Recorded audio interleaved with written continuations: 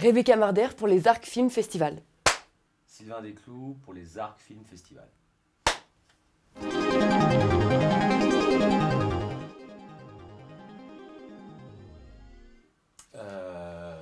De Grandes Espérances, c'est l'histoire de Madeleine, qui est une jeune femme issue de Sciences Po Lyon, boursière, major, première major boursière issue de Sciences Po Lyon, qui est promise à un brillant avenir et qui est en couple avec Antoine, un amoureux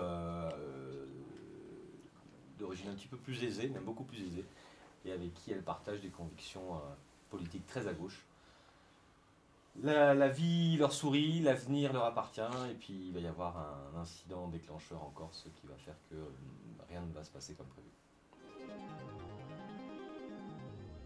On se disait avec Sylvain qu'il y a quelque chose dans le destin de Madeleine qui tient un peu de la tragédie grecque, parce qu'elle avait tout pour réussir, elle est majeure de sa promo, boursière, elle a rencontré un jeune homme plutôt merveilleux, et tous les deux, ils ont quand même beaucoup de talent, et enfin, elle est promise quand même à un destin rayonnant. C'était assez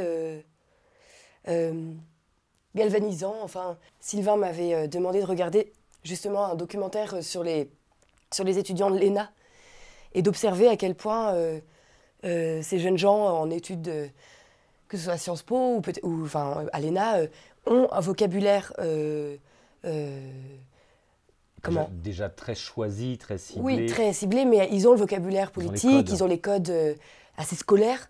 Et finalement, le personnage de Madeleine, je me rendais compte de ça au travers des scènes. Et puis en voyant le film moi-même en tant que spectatrice, la première fois que j'ai regardé le film, je me suis dit « Ah, c'est vrai qu'elle a pas elle a les mots et le vocabulaire politique, ce qu'on lui a appris à l'école, mais que ce soit dans les scènes avec son père ou avec son amoureux, pour s'exprimer dans la vie, elle a beaucoup plus de mal. » Et j'ai l'impression que le travail avec Sylvain tenait beaucoup au langage, au travail sur le langage, quoi. Comment on s'exprime ou on ne s'exprime pas, justement.